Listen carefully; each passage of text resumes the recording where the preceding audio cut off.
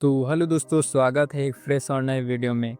आज से मैं that time I got reincarnated as a slime की लाइट नॉवल एक्सप्लेन करने जा रहा हूँ।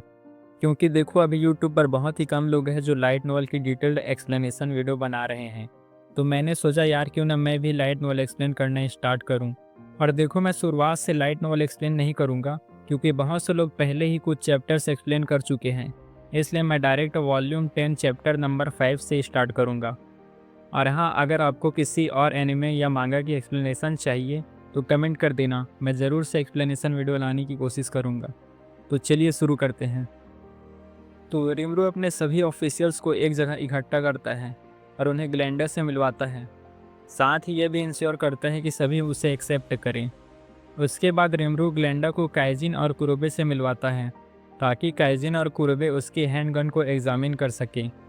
इसी दौरान रिमरू सोचता है कि शायद इन गन्स का मास प्रोडक्शन भी कर सकते हैं और एक ऐसा सिस्टम बना सकते हैं जिसमें कोई भी इम्पोर्टेंट पर्सन गन्स को परचेज कर सके और इन गन्स का यूज़ सिर्फ वही कर सकेगा जिसके पास लाइसेंस हो। कुछ दिन गुजर जाते हैं, सब लोग एडवेंचर के लिए रेडी होते हैं। रिमरू के पास एक प्रोटोटाइप गन होती है। काइजिन ने अपने फ्री टाइम में इसका मोल्ड बनाया था और डोल्ड ने इस पर मैजिकल सील इनग्रेव किया था जो गन पाउडर के बिना एक छोटी सी एक्सप्लोजन को ट्रिगर करता है। साथ ही हमें बताया जाता है कि इस गन में कार्ट्रिज इंजेक्ट करने की ज़रूरत नहीं होती। देखने में यह गन एक टॉय की तरह दिखती है, लेकिन इसकी पावर एक 0.44 मैग्नम के बराबर थी।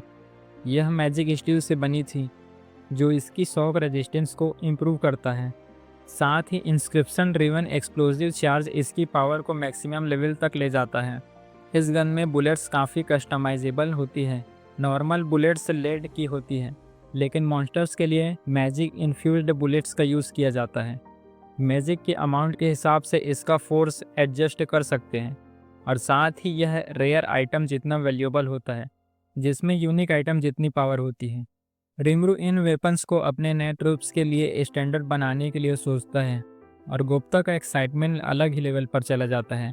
फिर गुप्ता कहता है, यह कितना कूल होगा, इसका रिकॉइल फील करके मज़ा ही आ जाएगा।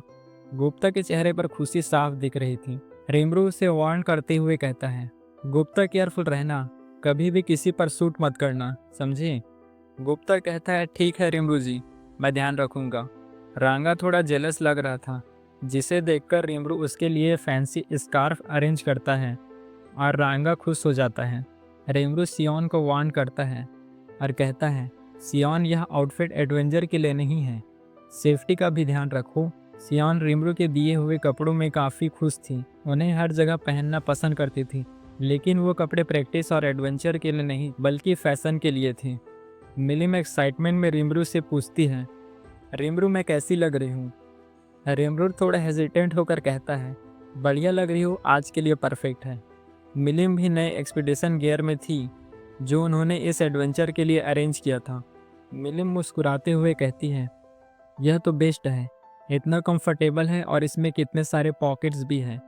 मिलिम के शॉर्ट्स देखकर रिमरू सोचता है कि यह आइडिया थोड़ा अजीब था, लेकिन मिलिम पे सूट कर रहा है इसलिए छोड़ो, जाने दो। रिमरू कहता है, सोना को थैंक्स ज़रूर बोलना। ऑफ कोर्स, मिलिम एक्साइटमेंट में जवाब देती है।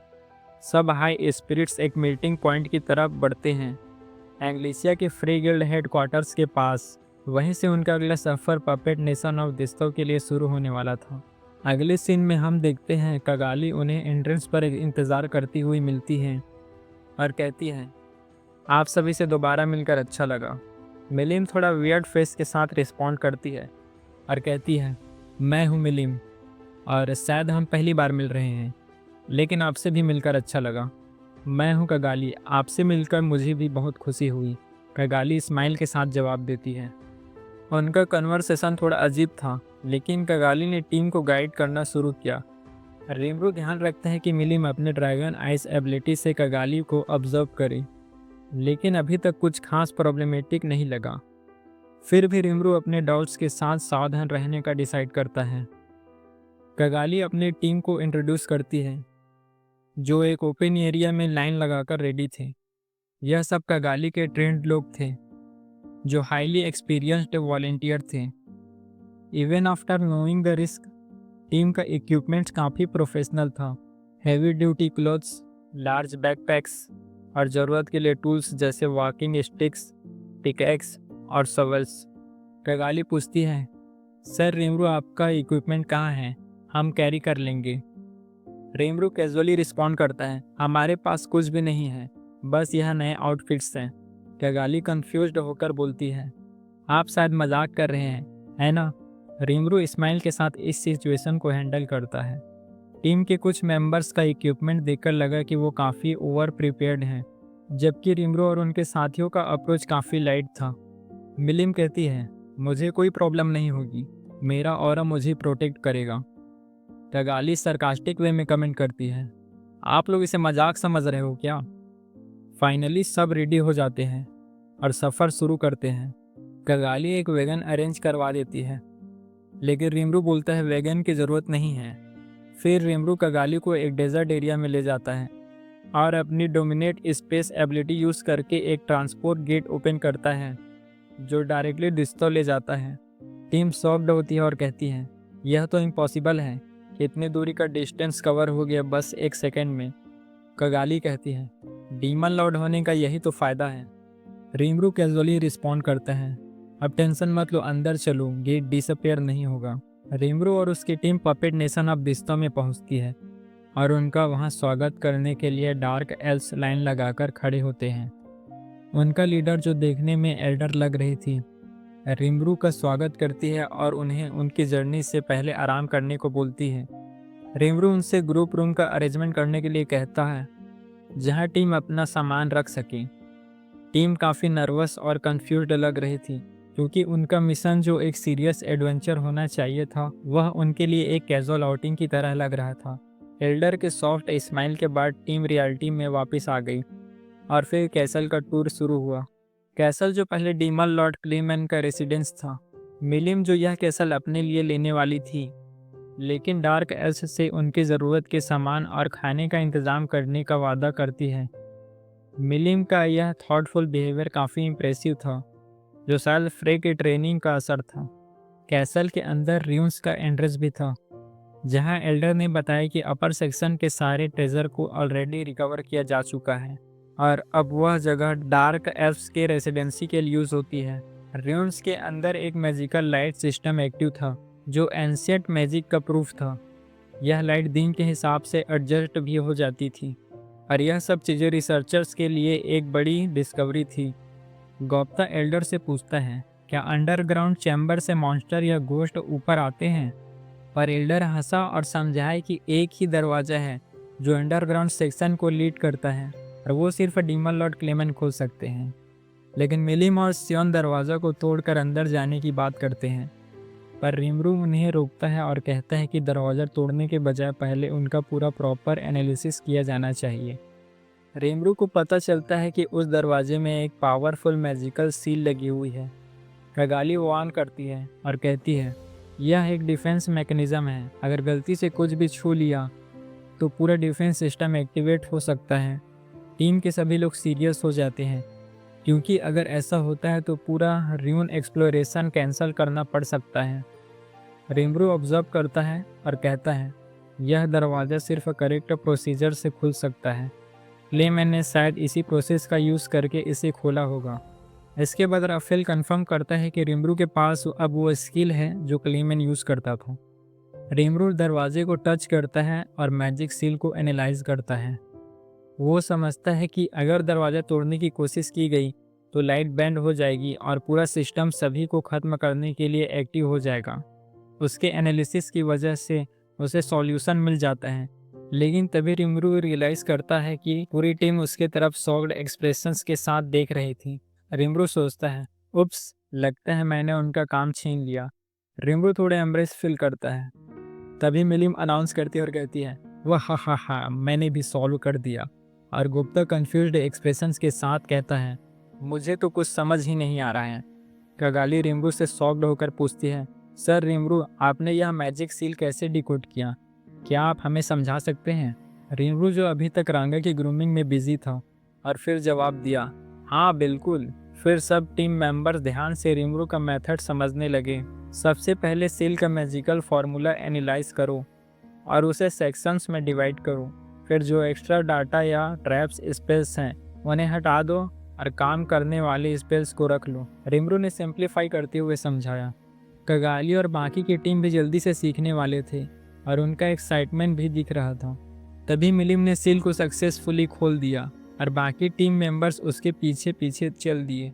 इस वक्त डार्क एल्फ एल्डर सबको बुलाती है और कहती है, आप लोग थक गए होंगे और डिनर भी रेडी हो चुका है, तो आज का काम यही ख़त्म करते हैं। रिमरू का अब रियलाइज़ होता है कि शाम हो गई है और वो सब कुछ काम कल के लिए छोड़ देते हैं। नेक्स्ट मॉर्निंग कगाली और उनकी टीम पूरी तरह तैयार होती है।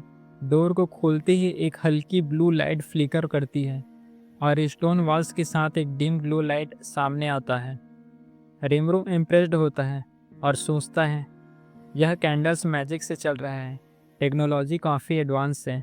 चलते चलते कॉरिडोर्स और भी नैरो होती जाती है। मिलिम कहती है, यह काफ़ी ऑपरेसिव लग रहा है। रिमरू एक्सप्लेन करता है, शायद ये मेज जैसा सेटअप है जिसमें ट्रैप्स भी हैं। कॉरिडोर के वॉल्स पे एंसेंट आर्ट्स भी दिखते हैं जो काफ़ी आर्टिस्टिक लग रहे थे। रिमरू उन्हें अप्रिसिएट करता है, लेकिन मिलिम के लिए यह एक नॉस्टैल्जिक मोमेंट था। एक्सप्लोरेशन में अभी तक ट्रैप्स नहीं मिले थे और लंच ब्रेक का टाइम भी हो चुका था। लंच ब्रेक होता है और रिमरू टीम के लिए लंच बॉक्सेस निकालता है अपने स्टमक स्केल का यूज़ करके। सैंडविचेस और हेल्दी वेजिटेबल सूप सबको पसंद आता है। मिलिम उत्साह से चिल्लाती है और कहती है, यह सब आउटडोर फूड से बहुत ही ज़्यादा बेहतर है। कगाली रिमरू की थॉटफुलनेस की तारीफ करती है और कहती है, आपने फायर हैजर्ड्स के बारे में सोचा? रिमरू एक्सप्लेन करता है कि इंक्लोड स्पेस में फायर अवॉइड करना चाहिए। रिमरू एक ट्रांसपोर्ट गेट भी सेटअप करता है और बोलता है, अगर किसी को रेस्टरूम जाना हो तो ब्रेक के दौरान एंट्रेंस पर जा सकते हो। कुछ लोग सरप्राइज थे, लेकिन सब लोग इम्प्रेस भी हुए। रिमरू की प्लानिंग और थॉटफुल अप्रोच से कगाली भी मान गई कि यह प्रिपरेशन ज़रूरी थी। लंच ब्रेक के दौरान जब सब रेस्टरूम का यूज़ कर रहे थे, तब रिमरू ने कगाली से पूछा, क्या मैं एक छोटी सी चीज़ ट्राई कर सकता हूँ? कगाली क्यूरियस थी। हाँ ज़रूर, तुम्हारे आइडियाज़ हमेशा इंटरेस्टिंग होते हैं। रिमरू ने एक्सप्लेन किया, मेरे लैब्रिंथ में लोग एलिमेंटल कम्युनिकेशन यूज़ करते हैं। यह एक ऐसी टेक्निक है जो समन्स या एलिमेंटलिस्ट को स्पिरिट के साथ कम्युनिकेट करके बेस्ट पाथ दिखाती है। कगाली इम्प्रेस्ड लग रही थी, यह तो काफ़ी यूज़फुल लग रहा है। तभी एक समनेस वॉलंटियर कहती है, मैं एक समनेस हूँ, क्या आप मुझे यह टेक्निक सिखा सकते हैं? रिमरू ने उसे क्विकली एलिमेंटल कम्युनिकेशन के बेसिक समझा दिए। वो विंड एलिमेंट में स्किल्ड थी, इसलिए उसका स्पिरिट के साथ कनेक्शन स्मूथ था। समनेस एक्साइटेड होकर बोलती है, हमें 3 इंटरसेक्शन पीछे जाके ईस्ट लेना पड़ेगा, लेकिन यह मैप पे दिखाना काफ़ी मुश्किल होगा। रिमरू को एक आइडिया आया और सभी से पूछा, क्या कोई ऐसी स्पेल है जिससे डायग्राम को पेपर पर ट्रांसफ़र कर सके? राफेल ने कंफर्म किया और कहा, थोटोग्राफी नाम की इल्यूजनरी मैजिक है जो यह कर सकती है। रिमरू एक्साइटेड होकर टीम से पूछा, क्या यहाँ कोई इल्यूजनरी मैजिक जानता है? एक वॉलंटियर जो अभी ट्रेनिंग में था हाथ उठाता है। रिमरू उससे थोटोग्राफी और एक मैजिक चैनलिंग सिखाता है। चलो एक ट्राई करो, रिमरू ने कहा। फिर उस वॉलंटियर ने स्पेल कास्ट की और इंस्टेंटली मैप्स ड्रॉ होने लगे। टीम एक्साइटेड होकर चीयर करती है और कहती है, अब हम इन ड्रीम्स का पूरा स्ट्रक्चर मैप कर सकते हैं। लेकिन कगाली कहती है, मैप्स तो ठीक है, लेकिन ट्रैप्स और मैजिक मैकेनिज्म नहीं दिखाई देंगे। कगाली की वार्निंग टीम को ग्राउंडेड रखती है और एक्सप्लोरेशन पर फोकस्ड हो जाता है। और उस दिन उन्होंने डिसाइड किया कि डिनर से पहले नीचे के सेक्शन तक पूरा एक्सप्लोर करेंगे। टीम ने सक्सेसफुली बॉटम लेवल तक रीच कर लिया। रिमरू और उसकी टीम काफ़ी प्रोडक्टिव फील कर रही थी और एडवेंचर काफ़ी प्रॉमिसिंग लग रहा था। तो दोस्तों, ये थी आज की वीडियो। अगर कोई मिस्टेक हुई होगी तो माफ़ कर देना, क्योंकि लाइट नॉवल पढ़ना मेरे बस की बात नहीं है, फिर भी मैंने ट्राई किया। चलो कोई ना, नेक्स्ट वीडियो में मिलते हैं। और अगर आपको वीडियो पसंद आई तो वीडियो को लाइक कर देना और चैनल को सब्सक्राइब कर देना।